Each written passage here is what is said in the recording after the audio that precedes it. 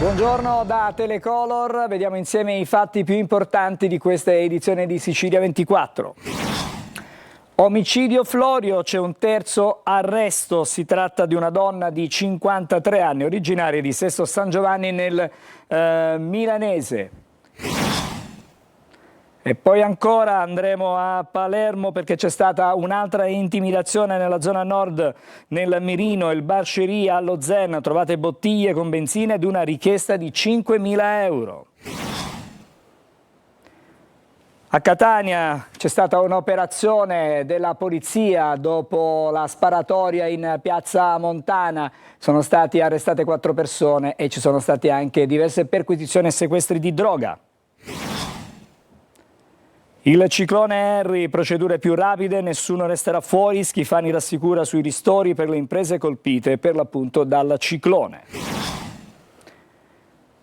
Il Comune di Palermo aderisce alla rottamazione Quinquies, cittadini e imprese potranno regolarizzare le cartelle, tributi locali e anche, in alcuni casi, le multe. Il piccolo miracolo di una bimba che è stata operata e che è stata salvata, pesava quando è nata appena 600 grammi, grazie ai medici del CCPM di Taormina.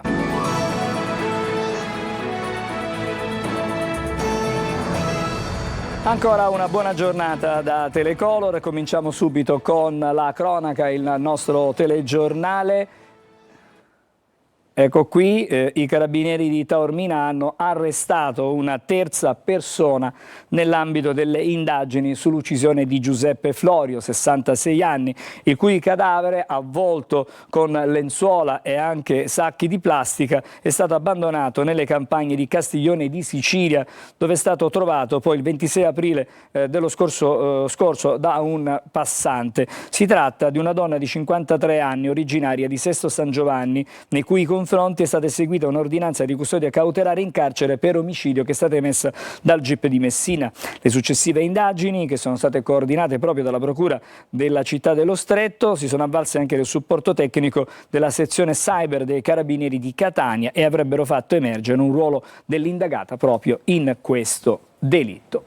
E adesso andiamo invece a Palermo, c'è stata una nuova intimidazione mafiosa, stavolta allo Zen, è stata distrutta una vetrata del Bar Cherie ed è stata lanciata anche una bottiglia di benzina con scritto 5.000 euro.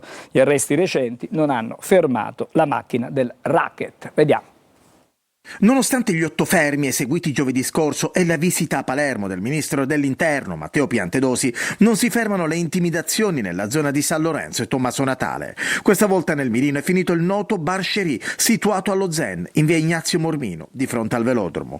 Nella notte ignoti hanno lasciato davanti all'ingresso dell'attività alcune bottigliette contenenti benzina e un messaggio con la scritta 5.000 euro.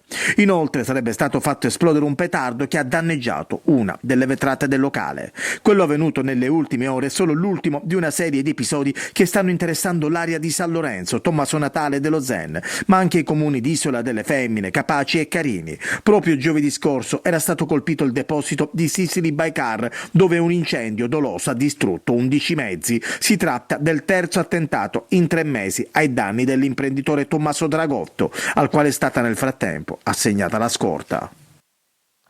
Adesso invece ci occupiamo di un'altra intimidazione, questa è avvenuta a Favara, siamo nell'Agrigentino, dove un incendio ha distrutto una decina di auto di una rivendita proprio di automobili. Sono stati danneggiati anche gli uffici e prende sempre più corpo l'ipotesi di un attentato incendiario. Il servizio di Davide Sardo. Indagini serrate dei carabinieri per fare luce sul maxi incendio che nella notte ha devastato la rivendita di auto Vita Auto lungo la strada statale 122 in contrada Petrusa a Favara nell'Agrigentino. Gli investigatori stanno passando al setaccio le immagini dei sistemi di videosorveglianza della zona per ricostruire le fasi che hanno preceduto il rogo e verificare eventuali presenze sospette. Le cause sono ancora in corso di accertamento, ma tra le ipotesi al vaglio c'è quella dell'attentato incendiario. Le fiamme hanno avvolto l'attività commerciale, distruggendo una decina di vetture e danneggiando anche un prefabbricato adibito a ufficio. L'allarme è scattato nel cuore della notte. Sul posto sono intervenuti i vigili del fuoco del comando provinciale di Agrigento, che hanno lavorato per diverse ore per spegnere l'incendio e mettere in sicurezza l'area. Presenti anche i carabinieri della tenenza di Favara e del nucleo radiomobile che hanno avviato le indagini. La rivendita appartiene a un commerciante favarese che, secondo quanto emerso, in passato era già stato vittima di un episodio analogo. Ci occupiamo ancora della truffa del super bonus. C'è un nuovo sequestro, stavolta da 700.000 euro, per l'imprenditore anti-racket Giuseppe Piraino.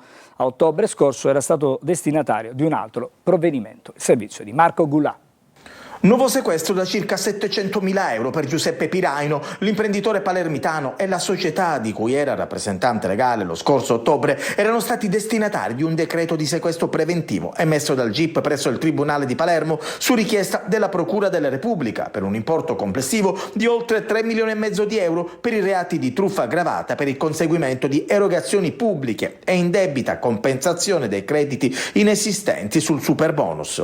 L'inchiesta è nata dalla denuncia di una donna palermitana. La donna ha raccontato che la società che si era aggiudicata i lavori di rifacimento della facciata del suo palazzo non aveva mai portato a termine le opere. La ditta, che fa capo a Piraino, la Mosina Costruzioni, si sarebbe limitata a montare i ponteggi e poco altro. Piraino dunque non avrebbe mai maturato il credito d'imposta a seguito della cessione da parte del condominio e inoltre avrebbe trasferito parte dei soldi nei conti della moglie. L'imprenditore però ai nostri microfoni replica così: nessuno ha nascosto fondi, nessuno ha nascosto conti correnti, nessuno, secondo la mia opinione, ha commesso delle distrazioni fatte per rubare soldi. Questo sia ben chiaro sia alla polizia giudiziaria sia anche a chi sta facendo le indagini. Stiamo facendo opposizione, abbiamo messo a disposizione della polizia giudiziaria fin da subito tutti i miei documenti, tutti i miei fondi, tutte le mie proprietà a disposizione. Se avessi voluto distrarre fondi sicuramente non li andavo a mettere su un conto corrente legato a un mio parente così vicino e sicuramente non avrei fatto qualcosa di così clamoroso. Giuseppe Piraino, imprenditore divenuto simbolo della città che si ribella al racket, ha anche fatto arrestare alcuni mafiosi riprendendo con una telecamera nascosta la richiesta di pizzo. Nell'ultimo blitz antimafia, invece, che ha portato all'arresto di Galatolo e altri boss dell'Arenella e Acquasanta, è emerso che molti imprenditori cercavano proprio Cosa Nostra per fare affari e avere protezione. Andiamo adesso alle agenzie. I finanzieri di Enna hanno scoperto un sistema di frode connesso all'assegnazione di prodotti petroliferi ad aliquota agevolata per l'agricoltura da parte di imprenditori che sono stati trovati sprovvisti dei requisiti previsti dalla legge. Le indagini hanno poi portato ad analizzare anche il rischio di condotta da parte delle Fiamme Gialle su tutti i percettori di carburanti agricoli agevolati. Hanno consentito di individuare una serie di operazioni economici ritenute appartenenti o collegate alla locale criminalità organizzata e i quali avevano beneficiato anche di acquisti consistenti di gasolio agricolo. Adesso invece torniamo a Priolo perché la situazione è sempre più complicata nell'area attorno al petrolchimico siracusano. Il presidente della regione Schifani al lavoro per tutelare la salute dei cittadini, mentre l'ARPA è sul posto per continuare i monitoraggi. Nella giornata di oggi in prefettura a Siracusa una riunione per definire quelle che saranno le misure immediate da adottare.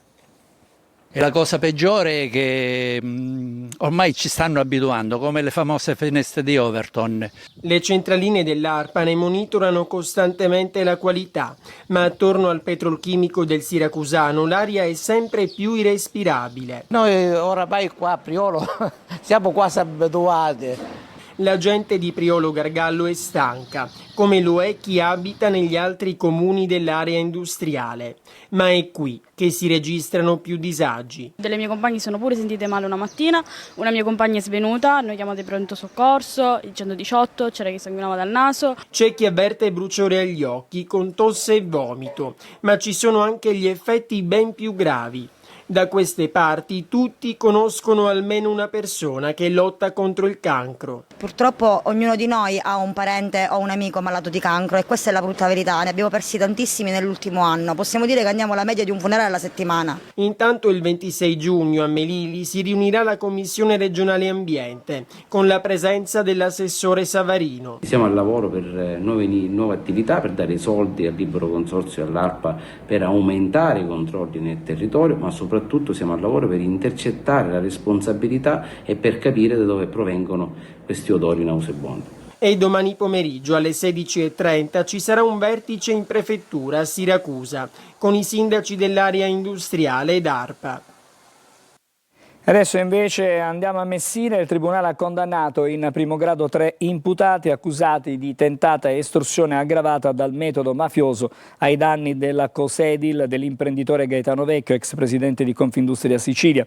Secondo l'accusa, dal carcere sarebbe partita una richiesta di 250.000 euro come messa a posto per i lavori nel cantiere di Fondo Fucile. Condannati Salvatore Majorana e Giuseppe Suraci a 7 anni e 4 mesi, Giovanni Aspri a 6 anni e mezzo. Adesso invece siamo a Catania perché c'è stato un blitz nei giorni scorsi a Trappeto Nord, una autentica retata in via Capopassero, una delle piazze di spaccio più attive della città. Il risultato è di 4 persone arrestate, un sequestro anche di droga, ma i particolari in questo servizio di Simona Mazzone. Al setaccio il quartiere di San Giovanni Galermo fino alla zona di Trappeto Nord con un'operazione interforze straordinaria di controllo del territorio ad alto impatto dopo la sparatoria di qualche giorno fa in piazza Beppe Montana a Catania in cui sono stati sparati circa 30 colpi. In particolare le forze di polizia si sono concentrate nella zona di via Capopassero, una delle piazze di spaccio più attive della città. Polizia, carabinieri, guardia di finanza e polizia locale, impegnati con 83 unità, hanno arrestato 4 persone per detenzione e spaccio di droga, 5 i denunciati, mentre sono state eseguite sanzioni per oltre 51.000 euro, soprattutto per effrazioni al codice della strada, assenza di patente in molti casi mai conseguita, mancanza di assicurazione o revisione, guida senza casco e uso del cellulare alla guida. In particolare, grazie all'unità cinofila, sequestrate 350 dosi di marijuana e 4 confezioni di Vax, la nuova pericolosa droga indirizzata soprattutto ai giovanissimi. Trovati anche quantitativi di cocaina e crack. Nel corso dei controlli sequestrate anche diverse armi. Parliamo adesso di un'operazione che è stata portata a termine nell'Agrigentino dove 3 persone, 2 uomini ed una donna, sono state arrestate con l'accusa di rapina, estorsione e furto aggravato. Secondo le indagini dei carabinieri, il gruppo avrebbe preso di mira soprattutto un anziano di oltre 70 anni, minacciato e anche aggredito per ottenere denaro destinato all'acquisto di droga. La vittima, impaurita, sarebbe stata costretta poi a trasferirsi in un altro comune. Contestato anche un episodio di estorsione con il metodo del cavallo di ritorno a diversi furti anche in supermercati della zona. Un treno regionale diretto da Caltanissetta a Catania si è scontrato nella giornata di ieri con un furgone nei pressi della stazione ferroviaria di Imera. Nell'impatto è rimasta gravemente ferita una donna di 63 anni che è stata trasferita in elisoccorso alla Santeria. Lievi le ferite per gli altri 26 passeggeri a bordo del convoglio. Secondo una prima ricostruzione, il furgone avrebbe attraversato il passaggio a livello mentre stava arrivando il treno. Sono comunque in corso accertamenti per chiarire la dinamica di questo incidente. Adesso parliamo della maturità. È il giorno, della prima prova. In Italia sono oltre 500.000 gli studenti che stanno per l'appunto si stanno cimentando con la prova scritta di italiano, ma vediamo come sono le cose, come vanno le cose anche in Sicilia in questo servizio di Tonino De Mana. Oltre 527.000 studenti, 44.325 siciliani, stanno affrontando gli esami di maturità con la prova scritta, quella di italiano. Le tracce sono comuni a tutti gli indirizzi di studio e sono in tutto 7, divise in 3 tipologie diverse, 2 analisi del testo, uno poetico e l'altro in prosa, 3 tracce di testo argomentativo e 2 temi di attualità. E non sono mancate le sorprese con le tracce sui testi di Pavese, Brancati, Calabresi, Furedi e l'Assemblea Costituente con il discorso di Saragat. Smartphone, smartwatch, tablet e auricolari sono rigorosamente vietati, si rischia l'esclusione dall'esame. Ma facciamo un piccolo passo indietro e sentiamo l'umore dei maturandi, intercettati poco prima del fatidico suono della campanella al liceo scientifico Galilei di Catania. Tipologia B, però veramente poco, ho fatto poco e niente. Tu invece? Io ho preparato qualcosa su Grazia Deledda che avevo visto sui social. Andiamo avanti con il ciclone Harry perché il governatore Schifani rassicura le associazioni dei balneari, nessuno dice rimarrà fuori dai ristori, la regione farà la sua parte. Ancora una volta il servizio che sentiamo di Tonino De Mana.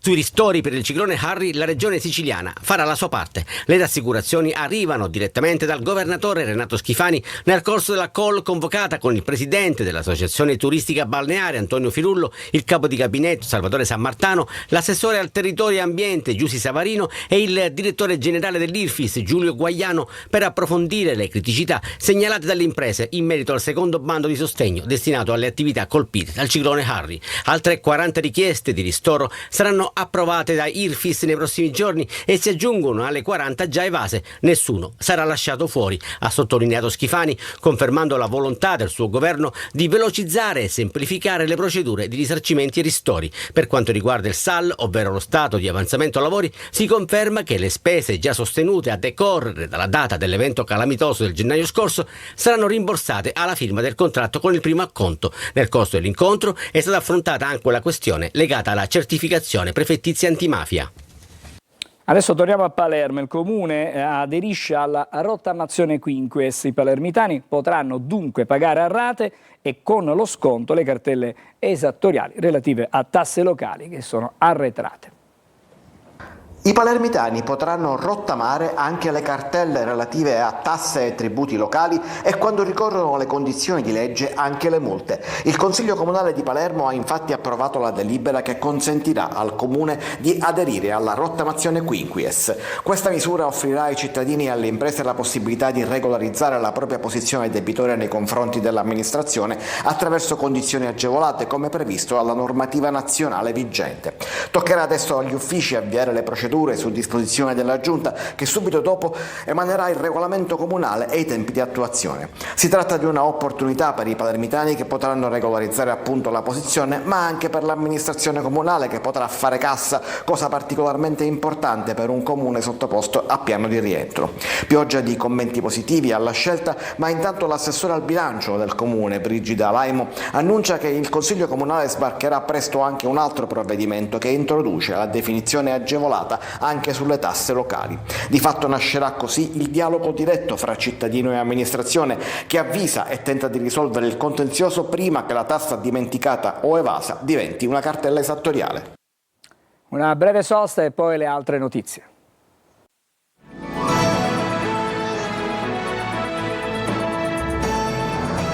Eccoci di nuovo insieme, ora vi raccontiamo il miracolo di Noemi Maria, una bimba nata prematura che ha lasciato l'ospedale di Enna in piena salute dopo 4 mesi. Pensava alla nascita, pesava 400-600 grammi ed era stata sottoposta anche ad un delicato intervento di cardiochirurgia. Il servizio.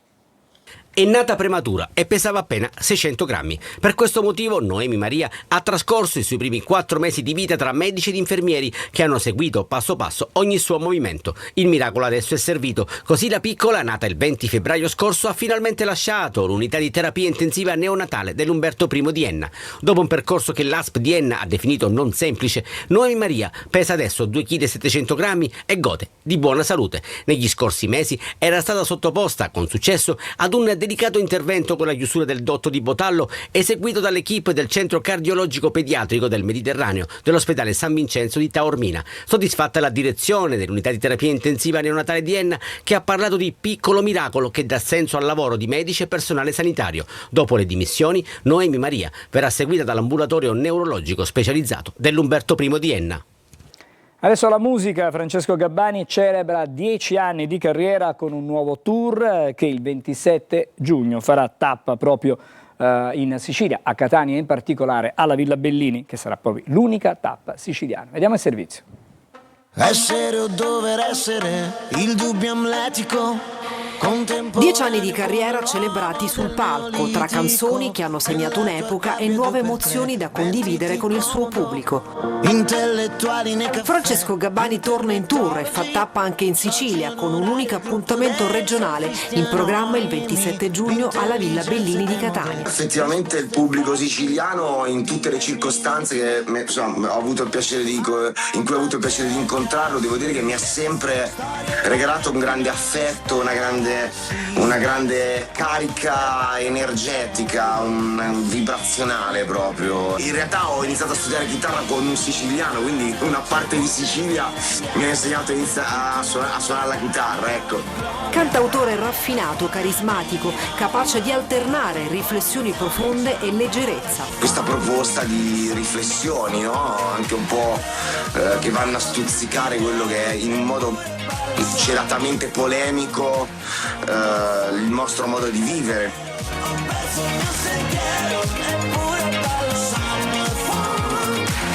Un concerto che promette energia, coinvolgimento e quella capacità tipica di Gabbani di raccontare il presente con ironia, sensibilità e profondità. Ci fermiamo ancora, una brevissima sosta e poi la pagina dello sport.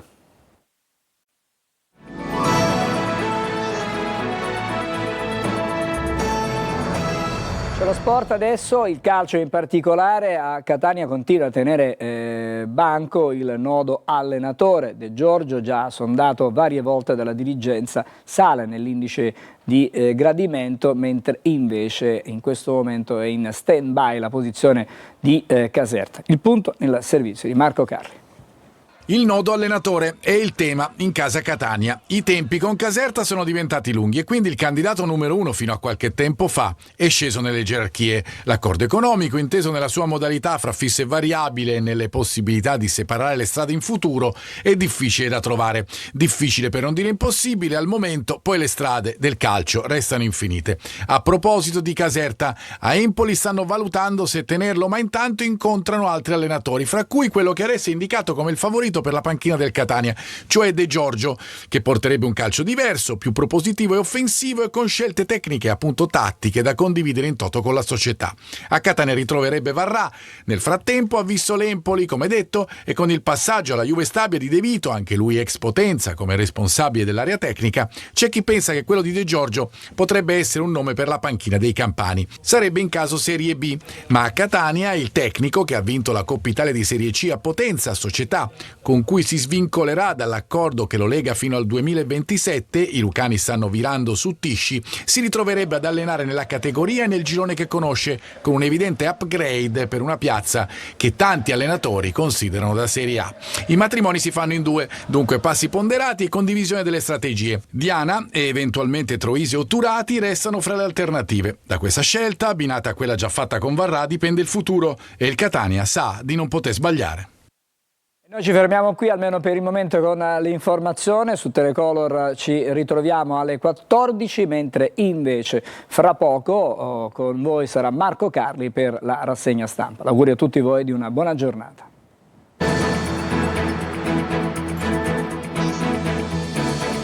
Entra nel mondo dell'informazione con l'app Sicilia Web.